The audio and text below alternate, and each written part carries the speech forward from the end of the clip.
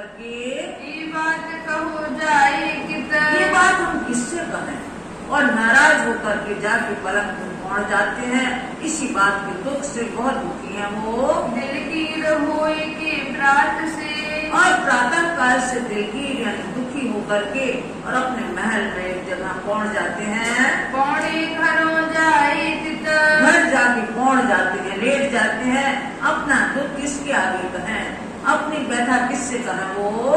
जब हो गए दोपहर, जब दोपहर हो गए, सबने देखा, रानियों ने देखा कि आज कोई बात है जरूर, अब किसी की हिम्मत ना पड़े।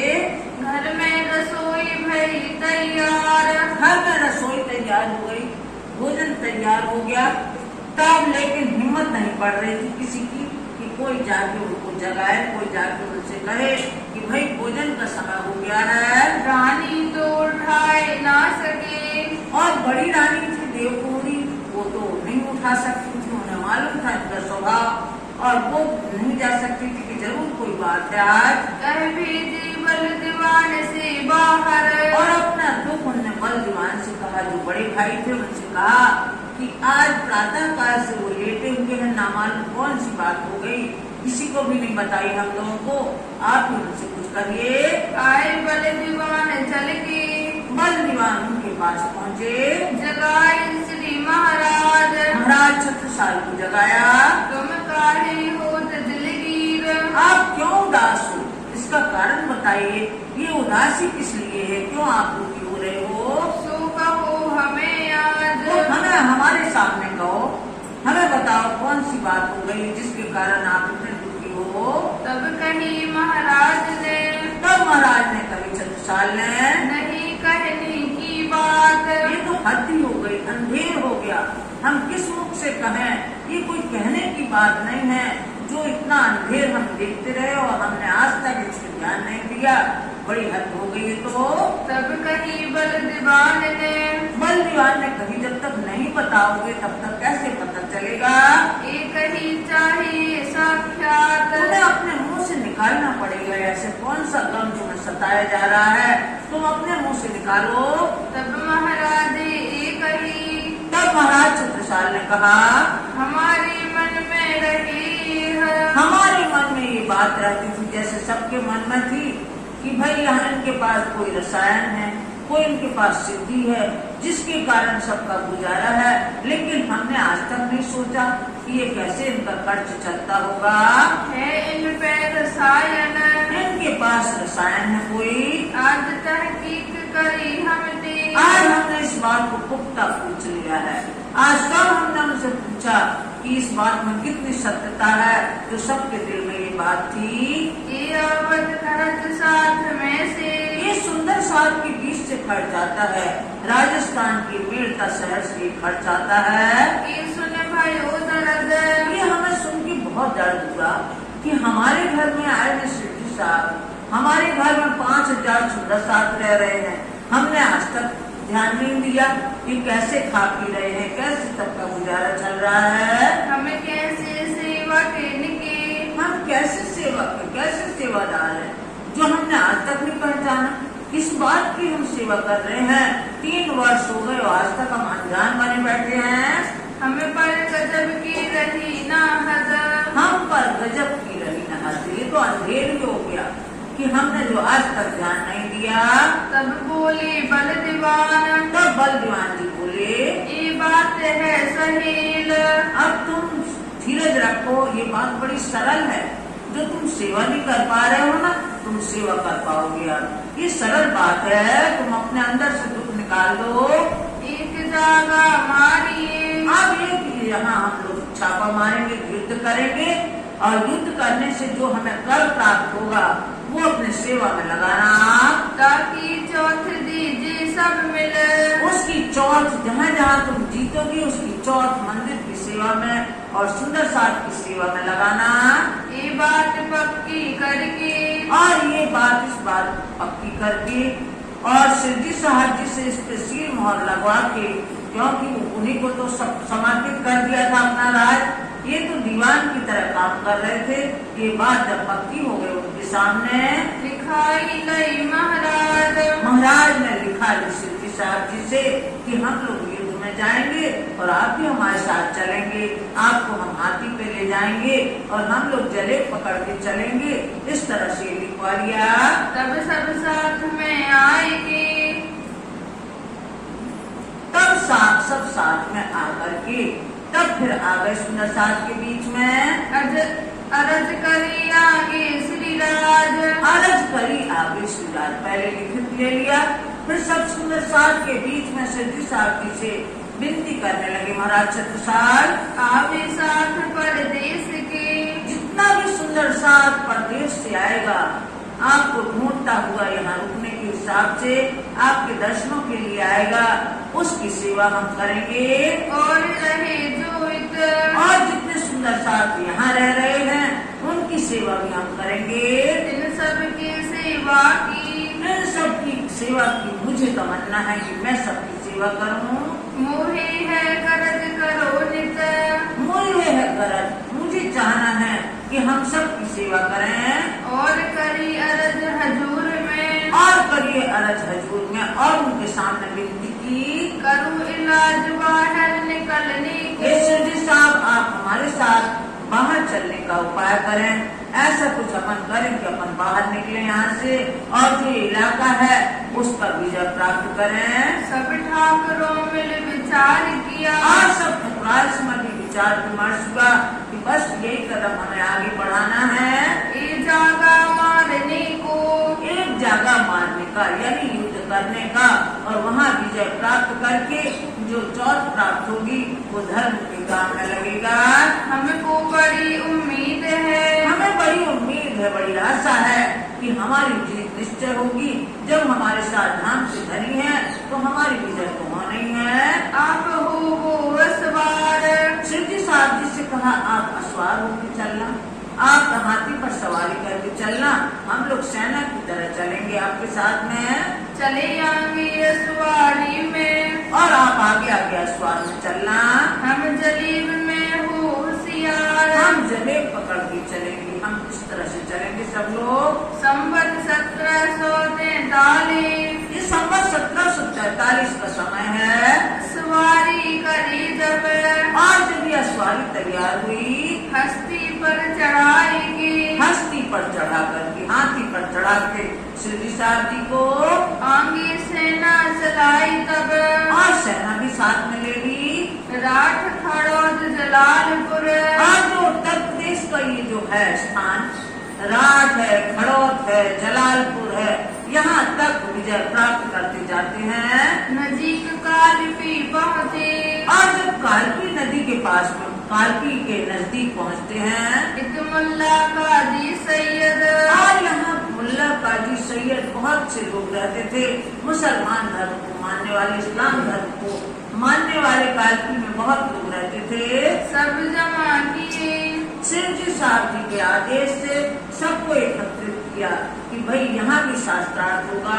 जिनसों कुरान हदीसों की, उनसे कुरान और हदीसों की चर्चा होगी।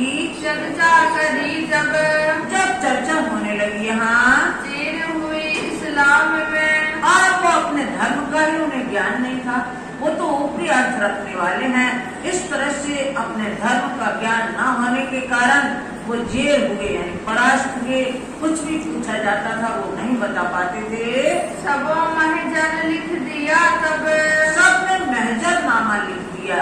महजरनामा यानी साक्षी पत्र, साक्षी पत्र लिख दिया, प्रमाण पत्र लिख दिया कि जो ये आए हैं अपने सामने ये आखिर जमा इमाम मेहदी स्वरूप है। ऐसा साक्षी पत्र प्रमाण पत्र लिख के ताम्र पत्र पर लिख दिया उन्होंने। ये हम तहकीक किया, हमने ये निश्चय किया है खाविंद जमाने का, यही आखिरी जमाने के खाविंद हैं जो पहले से भविष्यवाणी की गई थी कुरान में, वे शास्त्रों में की गई थी। वे शास्त्रों में कहा गया था कि विजयानंद बुद्ध निष्कलंक अवतार है, तो हिंदू धर्म ग्रंथों में इस तरह कहा था और मुस्लिम धर्म ग्रंथों में कहा था कि आखिरी जमा इमाम मेहदी स्वरूप प्रकट होंगे, हिंदुओं में प्रकट होंगे, वो प्रकट हो चुके हैं। हमें अपनी आँखों देखिया, हमने अपने आँखों से दर्शन किए हैं, उनका ज्ञान सुना है। जो कुरान कुरान हदीसों लिखा। जैसा कुरान और हदीसों में लिखा है वैसे ही हमने पाया है। सो पहुँचाया सरे तोरे को। सो ये जो प्रमाण पत्र लिख के दिया सबने ताम्र पत्र पर, साक्षी पत्र जिसको महजरनामा कहते हैं, ये वहाँ भेजा गया, औरंगजेब बादशाह के पास भेजा गया। कानों सुनिया सुल्तान। सुल्तान औरंगजेब बादशाह ने कानों से सुना उसको जो साक्षी पत्र था और सुनकर सिर नवारिया, सुन के सिर नीचा किया। सिर नीचा किया। उसके अंदर का गुमान घमंड अभी चूर नहीं हुआ, छूटा नहीं गुमान। ये विकार है, अहंकार एक विकार है, ये विकार नहीं छूटा उससे। मुन करी करी रसूल सो। इस तरह से अवज्ञा की, रसूल मोहम्मद साहब के ज्ञान पर अवज्ञा दिखाई उसने। औरंगजेब बादशाह ने लिखी बीच कुरान। ऐसा ही लिखा था कुरान में कि जो बड़े बड़े अधिकारी होंगे वो इसी तरह अवज्ञा दिखाएंगे अपने धर्म के प्रति। सो क्यों ईमान लिया वही। सो वो क्यों ईमान ले आए, क्यों विश्वास ले आए, जैसा उनके लिए लिखा गया था वैसे यहाँ हो रहा है। जो मोहर लिखी दो कान। दोनों कानों में इनकी मोहर लिखी है, सीलबंदी लिखी है कि सुनते हुए भी ना सुनेंगे, देखते हुए भी ना देख पाएंगे। इस तरह से उनके कानों में मोहर लिखी है। सातों निशान कयामत के। सातों निशान क़यामत की। बोलो श्री प्राणनाथ प्यारे की।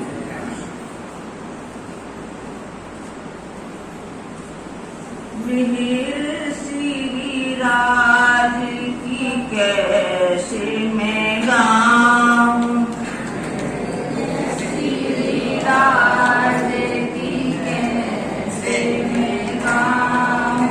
मिहिर श्री राज की कैसे मैं गाऊं, मेरे श्री राज की कैसे मैं गाऊं। जो बासे कहीं ना जाए ना लिखने में आए, जुबा से कहीं ना जाए ना लिखने में आए। जो बासे कहीं ना जाए ना लिखने में आए। जुबा से कहीं ना जाए ना लिखने में आए। मैं गुण श्री राज के पल पल गाऊं, मैं गुण श्री राज के पल पल गाऊं। मैं गुण श्री राज के पल पल गाऊं। मैं गुण श्री राज के पल पल गाऊं। मैं हर श्री राज की कैसे मैं पाऊं, मैं श्री राज के कैसे मैं पाऊं। श्वास श्वास निज नाम जपो, वृथा श्वास मत को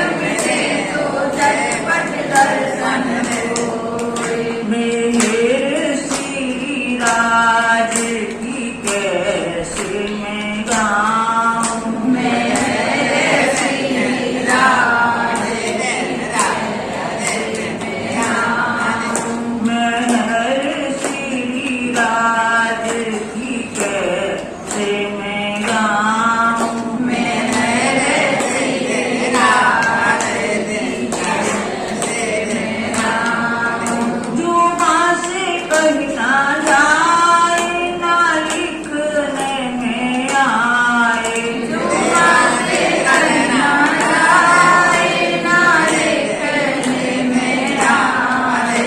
जुबां से कही ना जाए, ना लिखने में आए। जुबां से कहना जाए, ना लिखने में आए। मैं गुण श्री राज के पल पल गाऊं, मैं गुण श्री राज के पल पल गाऊं। मैं गुण श्री राज के पल पल गाऊं। मैं गुण श्री राज के पल पल गाऊं। मैं हर श्री राज की कैसे मैं पाऊं, मैं श्री राज की कैसे मैं गाऊं। बोलो श्री प्राणनाथ प्यारे की जय। बस एक सूत्र ये याद रखना है हमें जीवन में, कुछ नहीं आता है हमारे, हम बिल्कुल खाली हैं, हमारे पास कुछ नहीं है। कुछ ज्ञान न होते हुए, समर्पण करते हुए जब हम सिर झुकाते हैं धनी के आगे, तो उनकी कृतज्ञता ज्ञापन अवश्य करें, उनका धन्यवाद करें हम दिन में 4-5 बार, तो समझ लो धनी की मेहर हमारे ऊपर है। हम भूल जाते हैं कि धनी ने हमारे साथ क्या किया। हमारे घर में कोई दुख आ गया, कोई परेशानी आ गई, तो हम परमात्मा को दोष देते हैं कि अरे परमात्मा ने ऐसा किया सो ये हो गया। ये हमारे कर्मों के बंधन है। जो प्रारब्ध में हमने बंधन बांध लिए हैं कर्मों के, वही हमें यहाँ भुगतना है। ये कर्म भूमि, ये मृत्यु लोक कर्म भूमि है, और अपने कर्मों के बंधन के अनुसार हम दुख और सुख प्राप्त करते हैं। इस कर्म के बंधन से छुटकारा देने के लिए न हम किसी की निंदा करें, न किसी की बुराई करें, न किसी से ईर्ष्या करें, न किसी से वैरभाव करें, क्योंकि हम अकेले आए हैं, हमें अकेले जाना है। और ये बोझ लेके नहीं जाना है, ये कर्मों का ही बंधन है। ये बोझ लेके नहीं जाना है अंत समय में, क्योंकि अंते मति सो गति। अंत में जैसी हमारी बुद्धि होगी वही फिर से हमारी गति होगी, और हम 84 लाख के चक्कर में घूमते रहेंगे। उसका एकमात्र उपाय ये है कि हमें भक्ति नहीं आती, हमें भजन नहीं आती, हमें कुछ नहीं आता, तो हम परमात्मा को धन्यवाद तो कर ही सकते हैं। हे परमात्मा, आपने हमें बहुत सुंदर शरीर दिया, हमें ऐसा शरीर दिया कि हम सब कुछ कर सकते हैं, अपने हाथ पैरों से सब काम कर सकते हैं, आंखों से देख सकते हैं, कानों से सुन सकते हैं, मुंह से खा सकते हैं, बोल सकते हैं। ये क्या काम है क्या? ये तो करोड़ों से भी ऊपर है। करोड़ों में कोई रुपए दे तो उसको यदि कोई गूंगा है तो वो नहीं बोल पाएगा, और धनी की कृपा हो जाएगी तो वो बोलने लगेगा। तो हमें धन्यवाद देना नहीं भूलना है। दिन में अवश्य में 2-4 बार धनी का धन्यवाद देना है, और दिन भर याद नहीं रहता अपने आप को, तो रात को सोते समय अवश्य उनके गुणगान गा के सोना। बिस्तर में जाने के पहले उनको याद करके सोएं। जो भी टूटा फूटा हमें याद है, हम उनके आगे 5 बार नाम का जाप करें, और उनको धन्यवाद दें कि हे धनी, आज का दिन बहुत अच्छा बीता, आपकी मेहर से हमें अच्छा खाना भी मिला, खाना खाया और सब कुछ हुआ, सब आपकी मेहरबानी है। आपको बार बार धन्यवाद। इतना हम कहते जाएंगे तो हमारी जीवन नैया बड़ी सहजता से पार है। ये अभिमान करके न चले कि हम कर रहे, हम पूरे परिवार का बोझ उठा रहे। ये अभिमान बिल्कुल नहीं करना है, क्योंकि जिस तरह से माली को खेत की सुरक्षा के लिए रखा जाता है, उसको ही सौंपा जाता है, काम माध्यम बनाया जाता है। इसलिए ये जिम्मेवारी धनी ने आपको सौंपी। आपको सम्मान देने के लिए, आपको बड़प्पन देने के लिए, धनी ने शोभा देने के लिए आपको माध्यम बनाया है। इसलिए अहंकार बिल्कुल न मन में लाएं, और अहंकार रहित होकर परमात्मा के सामने चरण झुकाएं और जितना हो सके सबसे मीठी जुबान से बोले। क्योंकि मीठी जुबान से हम दे भले ना पाएंगे कुछ, लेकिन हमारे वचन उसके हृदय में अवश्य आ जाए। मधुर वचन है औषधि, कटुक वचन है तीर। स्तवन द्वार हर संचरे वो साले सकल सही। आप किसी को कड़वे वचन बोलते हैं, वो तीर से भी ज्यादा घायल करने वाली होती है। आपको भी कोई बोल दे तो वो आपको चुभते रहते हैं, उसने ऐसा कहा था, उसने ऐसा कहा था। और आप अगर मीठे वचन बोलते हैं, कोई आपसे अच्छे बोलता है तो आप उसको भूल नहीं पाते। इसलिए जितना बन सके सबसे मेल मिलाप करके रखें। क्या लाए हैं संसार में, क्या ले जाना है। चार बातें कुछ सुना भी दे तो उसको एक कान से सुनो, दूसरे से निकालो। अपने अंदर संग्रह मत करो, अपने अंदर उसको घर मत बनाओ। अपने अंदर राज्य की भक्ति, सेवा, ये घर बनाओ। ये सब बातों पे अमल करोगे तो आप बहुत सुखी रहोगे। क्योंकि अपने कारण हम दुखी होते हैं, हम बेफालतू की बातें सोचते रहेंगे, टेंशन बनेगा तो कहीं सिर दर्द होगा, तो कहीं बुखार हो जाएगा, तो कहीं दवाइयां होने लगेंगी जिसका साइड इफेक्ट होगा, उससे और परेशानी बढ़ती जाएगी। इसलिए इन बातों को अपने अंदर मत कलेक्शन करें, सोचिए मत। कोई कहता भी है तो कह जाए, उसके पास जो होगा वही तो देगा। जिसके पास जो होगा उसने आपको दे दिया। आपकी इच्छा है कि लेना है कि नहीं लेना है। हमें नहीं लेना किसी की गालियां, तो एक कान से सुना, दूसरे से निकाल, बात खत्म। वो भी सोचेगा अरे हमसे बड़ी गलती हो गई, उससे तो कोई प्रतिकार नहीं मिला। वो भी अपने बात पे पछताएगा कि हमने बेकार उसको ये बातें सुनाई है, हमें नहीं सुनाना चाहिए। अपने व्यवहार से आप उसका हृदय परिवर्तन कर सकते हैं। आपके अंदर इतनी शक्ति है, अपनी शक्ति को पहचानिए आप लोग, और दूसरे की हृदय परिवर्तन करने की शक्ति आपके अंदर है। अपना तो करेंगे ही भला, उसका भी भला हो। इसलिए आज से ये नियम बांध लें कि हमें जब भी परमात्मा के आगे आना है, अपना हृदय बिल्कुल खाली कर दें और बिल्कुल विनम्रता से ये बात करना है कि हर पल उन्हें धन्यवाद देना है कि धनी आपकी कृपा महान है कि हम रोज सूखी रोटी तो खा रहे हैं। ये करना है रोज, बस इसी से आगे और चलते जाए। जब एक गुण अच्छा आ जाएगा तो और गुण भी आने लगेंगे आपके अंदर। विनम्रता भी आएगी, सेवा भावना भी आएगी, सब कुछ आता जाएगा। बस इतना अपन को ध्यान रखना है, इस बात को कभी भी भूलना नहीं। जिस तरह आजकल बच्चे अगर किसी को कोई बिस्कुट दे दो, कुछ दे दो, तुरंत वो बोलता है थैंक यू, धन्यवाद बोलता है। सिखाया जाता है ऐसा, माँ बाप सिखाते हैं। तो जब हम क्यों नहीं अमल करें? जब बच्चों को हम सिखाते हैं कि भाई कोई चीज दे, उसको धन्यवाद दो, तो वो भी प्रसन्न हो जाएगा कि बच्चों में कितना मैनर्स है, कितना आचरण इनके अच्छे हैं। तो हम तो सीखे पहले, तो हम भी ऐसे करें कि परमात्मा ने हमें सब कुछ दिया, तो उनको भरने देते धन्यवाद। संसार में हम देते हैं, संसार में बड़प्पन के लिए, तो ये बड़प्पन नहीं चाहिए हमें धनी की कृपा चाहिए। और जहाँ धनी की कृपा है वहीं हुक्म है, जोश है, इल्म है, सब कुछ आ जाएगा। धनी की कृपा हो गई, मान लो सब कुछ हो गया। एक संसार रूठा रहे लेकिन परमात्मा ना रूठे, बस ऐसा काम करना है। उनके चरण पकड़ना है, उनकी आप जिक्र करेंगे तो वो आपकी फिक्र करेंगे। परमात्मा की जिक्र में गर्व होना चाहिए। उनकी वाणी वचन सुनो, जितना आता है दूसरों को सुनाओ। घर में वैसे ही आप अपना व्यवहार करो, अपने घर वालों को भी वैसे सतर्क करो। तो यदि उनकी चर्चा होती रहेगी, चितवन होता रहेगा, तो क्या होगा इससे? वो आपकी फिक्र करेंगे कि हमारे समय, हमारे लिए इतना समय ये दे रहा है, तो उसके 10 गुना बढ़ के वो आपको देंगे। ये हमें करना है। बोलो श्री प्राणनाथ प्यारे। सातों निशान क्या मत के। अब यहाँ कुरान शरीफ में 7 निशान बार बार बताए जा रहे हैं। पहले भी बताया, जब पत्र लिखे गए, जब नलवे लिखे गए, 7 निशान कौन है क़यामत के समय के, कौन स्पष्ट होंगे, कौन संकेत होंगे, तब पता चलेगा कि आत्म जागृति का समय आ गया है।